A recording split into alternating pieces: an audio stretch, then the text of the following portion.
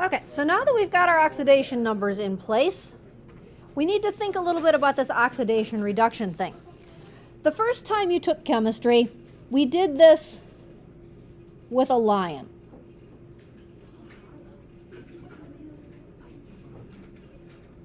Okay, so he would be a cat, except I added a mane. And so this was our lion, who was named Leo. And because he was a friendly lion, he didn't say roar, he said grr. Which helped us to remember on our first encounter with redox reactions that loss of electrons is oxidation and gain of electrons is reduction. And the first time we encountered redox reactions, we were just little chemistry babies, and we just let it go at that. We let it just be a transfer of electrons, and we only looked at redox in context with reactions that involved things where we could very clearly track the movement of electrons looking at our charges. Now we've got a way to kind of classify a wider range of things as being redox reactions. And so this loss of electrons that's oxidation, losing electrons because electrons are negative is actually going to cause your oxidation number to increase. And gaining electrons because electrons are negative is going to cause your oxidation number to decrease. Now, what has finally been gained here, mercifully, is something that makes the word reduction make sense. Because when we started this, gaining and reducing didn't seem like they went together. But finally, reduction and decrease go together. And so reduction is a decrease in oxidation number. Or when we were looking strictly with things that had charge, we said it was a decrease in charge, a reduction in the amount of charge. Oxidation and reduction are partner processes. So in order for oxidation to happen, something else has to be reduced. So if something loses electrons, they have to go someplace. They're going to go to the thing that wants to gain electrons. Electrons can't be lost if there's no place for them to go. I never ever finish the school year and go, oh, look at all these leftover electrons. What shall I do with those? Any electrons that were lost someplace were gained someplace else. The oxidizing agent is the reactant that causes oxidation because it gained the electrons.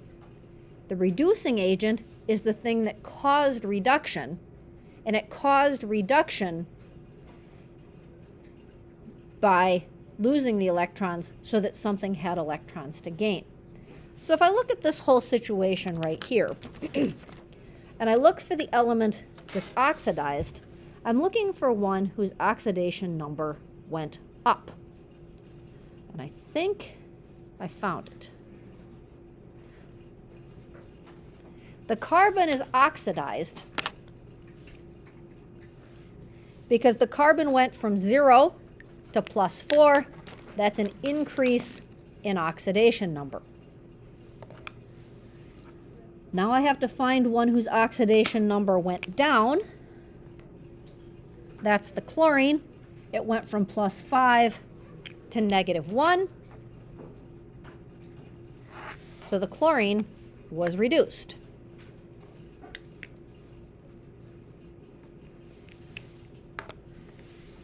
The oxidizing agent is the reactant that caused oxidation because it contained the element that was reduced. So the oxidizing agent and the reduced element are always going to go together. The compound that contained the chlorine is the KClO3. So the KClO3 is an oxidizing agent. The reducing agent caused reduction because it contained the oxidized element. And so my reducing agent is the compound that contained the carbon. That's going to be C12H22O11. When you answer questions like this, the oxidized reduced question That pen is not going to show up very well. The oxidized reduced question, you're going to answer with an element.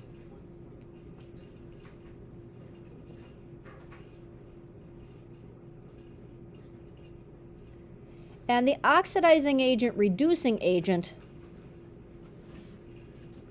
you're going to answer with a reactant. Now that reactant might be an element that was all by itself, or that reactant might be a compound that contains the element that was either oxidized or reduced. A non-redox reaction is a reaction where you put in all the oxidation numbers and all the oxidation numbers stay the same. So if you run across a question that says, is this a redox reaction? The thing you have to do is you have to assign oxidation numbers to everything. And in assigning oxidation numbers to everything, figure out, did some of them change, in which case you have a redox reaction, or did they all stay the same, in which case you have a non-redox reaction. Double replacement reactions are always going to be non-redox reactions. And you know that because when we do the little crisscross and trade positive ions and negative ions, we never ever change the charge on anything. We stick with the charges we had in the beginning when we write the products. And so that tells us that they're not redox reactions. The harder part of this is balancing redox reactions. If you just look at this reaction to start with, you feel like it's balanced. 1 cerium, 1 cerium, 1 tin, 1 tin. But if we were to actually look more closely at what's going on here and start to try to move the electrons around, you would realize that if we broke this into two pieces, the situation doesn't really work. Cerium 4 positive has to gain an electron to become cerium 3 positive. And tin 2 positive, in order to become tin 4 positive, has to give up 2 electrons. And so what you'd realize is that in this ratio, this situation doesn't actually work.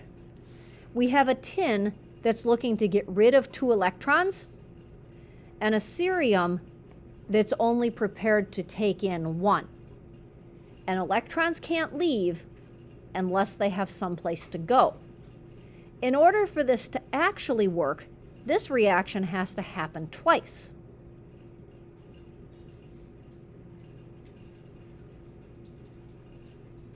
And of these 2 electrons that tin is losing, one of them has to go to there, and one of them has to go down there. Which means that really you have to have 2 of those and 2 of those to make that reaction balanced. There's a new piece of equation balancing that we haven't had to consider before. And that's that the electrons that are going someplace have to have someplace to go.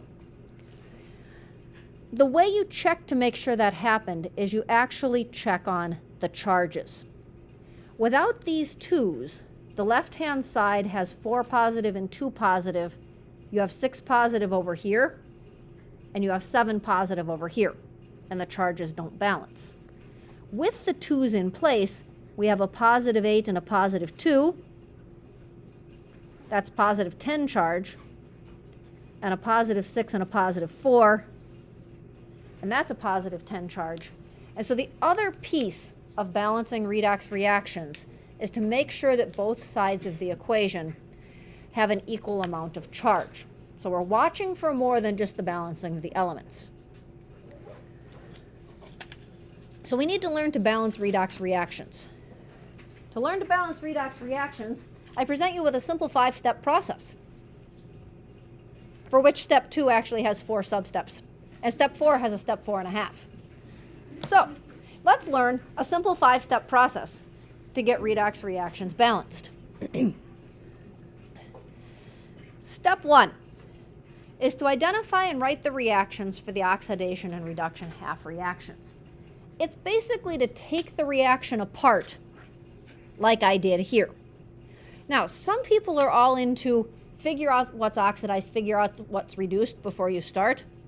I'm a little more like, well, it's pretty obvious the two ceriums need to be part of the same reaction, and the tins have to be part of the same reaction.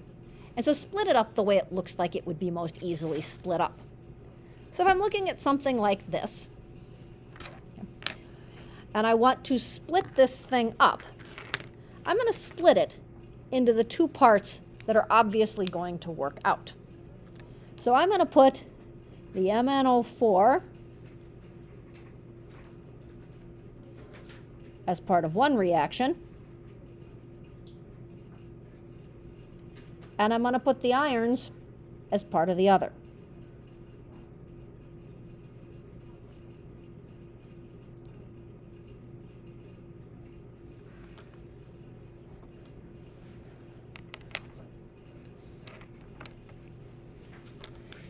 If there's no obvious way to split it up, the two reactions do represent oxidation and reduction, but it's easy just to split it into what appears to be obvious.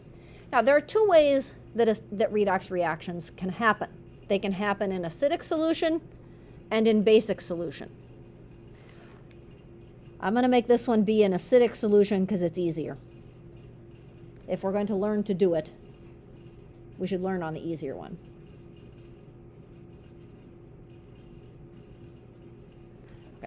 So, step 1, identify and write the equations for oxidation and reduction reactions. We split it in half. Step 2, for each half reaction, do all the following things. Number 1, balance everything except hydrogen and oxygen. 1 manganese, check. 1 iron, check. Step B, balance oxygen using H2O.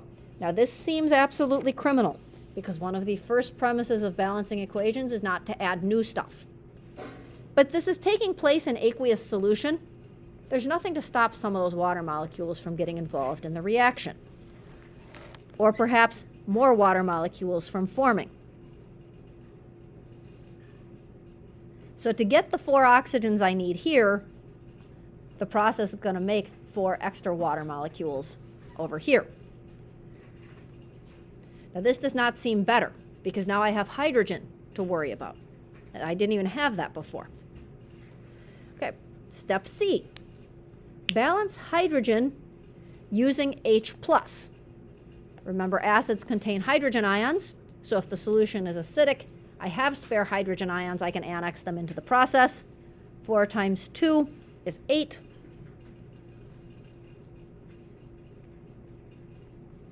I'll put 8 hydrogen ions over there. I can do that because the acidic solution has extra hydrogen ions. And lastly, balance the charge using electrons. Now the key here is that we don't have to get the charge to be 0. We just have to get it to be the same on both sides. So here I've got +8 and -1. This side is +7. This side is +2. I need to make the 2 be equal. If I stick 5 electrons over here, I'm having a no ink in the pens issue today. Now, 5 negatives, 8 positives, and 1 negative here. That should give me +2. Down here, I have Fe2 positive and Fe3 positive. So at the moment, this side is worth 2 positive and this side is worth 3 positive. I need these two sides to be the same. If I stick 1 electron there, that's going to bring this one to be 2 positive. So now each little piece is balanced. Now what we have to do is deal with the fact that this reaction needs 5 electrons to happen, and this reaction is only providing 1 electron. That means that this reaction here has to happen 5 times for every 1 time that this reaction up here takes place. Okay? To supply 5 electrons, we have to do it 5 times. So that's step 3.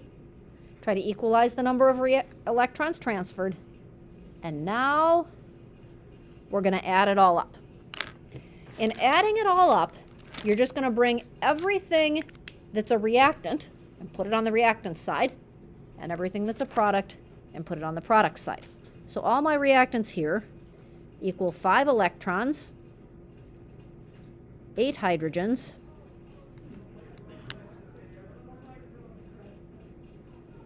1 MnO4, and 5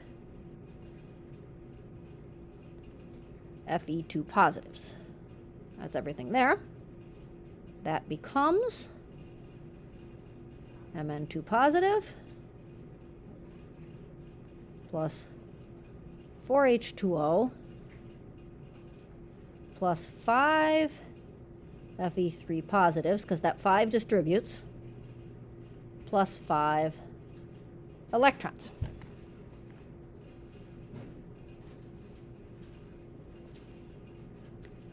And then you're going to cross out anything that is the same on both sides. 5 electrons here, 5 electrons there.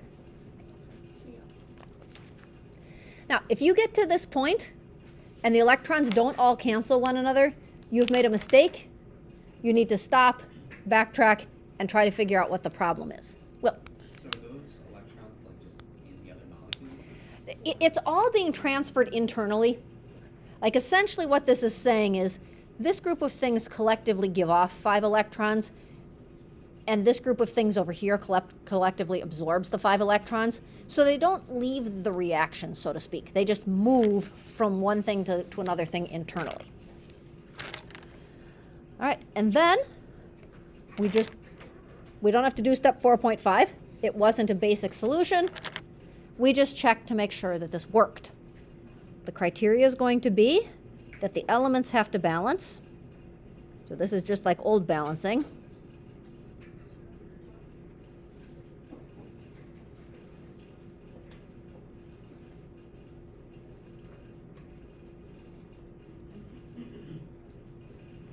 So we have 1 hydrogen, 1 manganese, 4 oxygens, and 5 irons. 1 manganese. Oh, I forgot to bring my 8 with me, guys. That's why I'm going to run into troubles. I didn't carry my 8 down here when I came. 8 hydrogens, 1 manganese, 5 irons, 4 oxygens,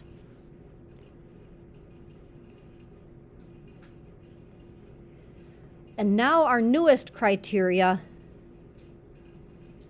You need to add up the total charge on each side.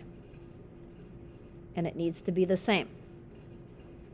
8 positives, 1 negative, and 5 times 2 positives. So that's 18 positives and 1 negative, 17 positives. Over here I have 2 positives, no charge on the water. 5 times 3 positives is 15 charges, or 15 positives, 17 positives. I did it.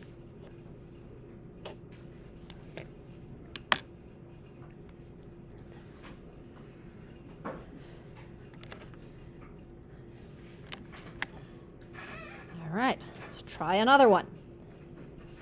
Let's start by doing this one in acidic solution.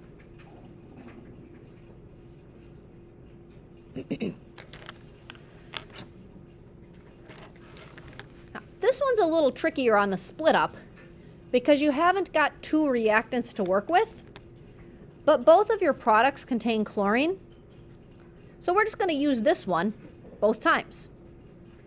Cl2 becomes Cl minus, and Cl2 becomes ClO minus. Okay, working with your team, follow the instructions necessary to get that to balance, but I want you to stop after step 4. Okay, so get yourself up through step 4.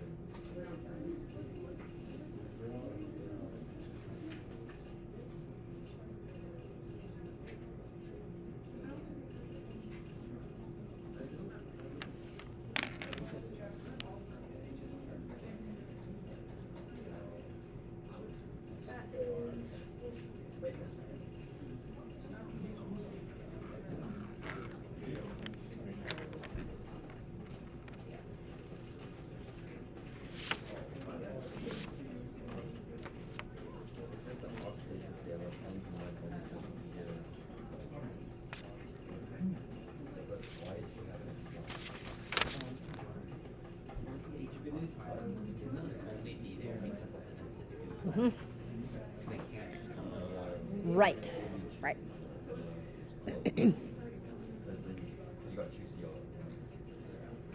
Okay, so let's see how we're doing here. The easy to forget part of this is actually step 2A. Balance everything except hydrogen and oxygen. So before you got going, you had to stick a 2 there and a 2 here because we had 2 chlorines, so we have to have 2 chlorines over on the other side. We had 2 chlorines, you have to have 2 chlorines on the other side. So make sure you remembered those 2's out of the gate, because without those, you end up in kind of a mess. Then this top one becomes very simple. 2 negative charge over here, add 2 electrons, -2, -2. The top one is pretty straightforward. Down here, after we've got the 2 ClO minuses, we need 2 H2Os to get the 2 oxygens. That forces me to take the 4 H pluses right here. And to get the charges to balance, I have no charge here. I've got to get to no charge here, but I already had 2 negatives and 4 positives. 2 more negatives does the trick. So then I added the 2 parts together. Because these were both 2s, I didn't need to multiply anything by anything. My electrons canceled, so that seemed good. And then I started cleaning things up a little bit. Like, these 2 Cl2s could get together to make 2 Cl2. And then when I did that, I had a 2 to 2 to 2 to 2 to 4 ratio. And just like your math teacher doesn't like improper fractions, your chemistry teacher doesn't like unreduced equations. So we get back to Cl2 plus H2O, becomes Cl minus, ClO minus, and 2 hydrogen ions. So essentially what's happening in this reaction is that in the presence of water, the chlorine, which is a Cl2, splits. One of those chlorines is oxidized and one of those chlorines is reduced. They both came into it with 7 valence electrons, but when they leave, one of them takes all 8 valence electrons and leaves the other with only 6 valence electrons. But what if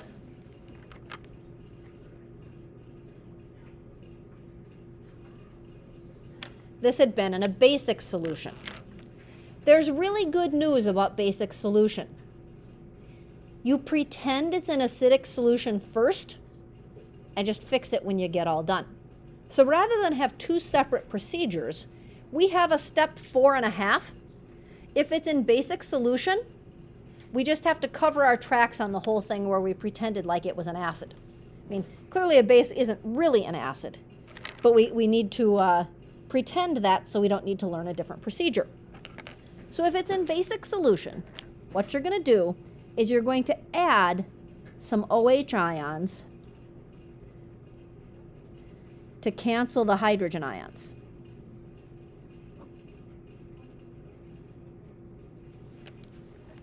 So because I had 2 hydrogen ions I needed to get rid of, I added 2 hydroxide ions to neutralize them, and that made 2 water molecules.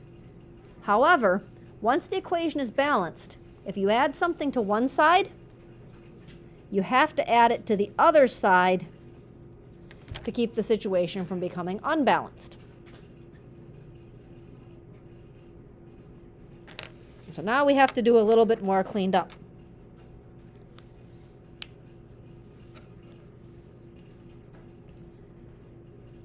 Here's 1 water molecule.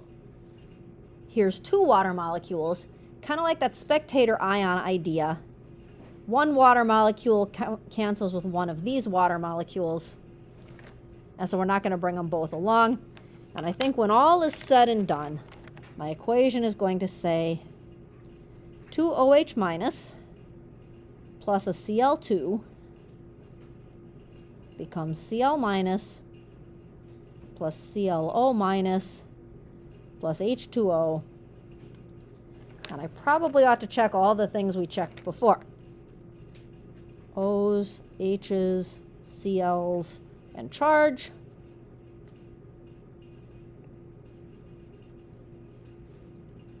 O's, H's, Cl's, and charge. 2 of those, 2 of those, 2 of those, and 2 negative ones is -2. Chlorines, 1, 2. Oxygens, 1, 2. Hydrogens, 2. -1, -1, and 0. -2. Yay. Now, in the beginning of doing this, you are definitely going to have to probably keep that rule set sitting right next to you. After a while, there starts to be a little bit of a rhythm to it, and you don't so much need your rule set. The practice that goes with this is right here. Oxidation, reduction, practice stuff. You've got just some basic oxidation numbers on the front. You've got 1 acidic solution practice on the front, a second one on the back, and then 2 basic solutions.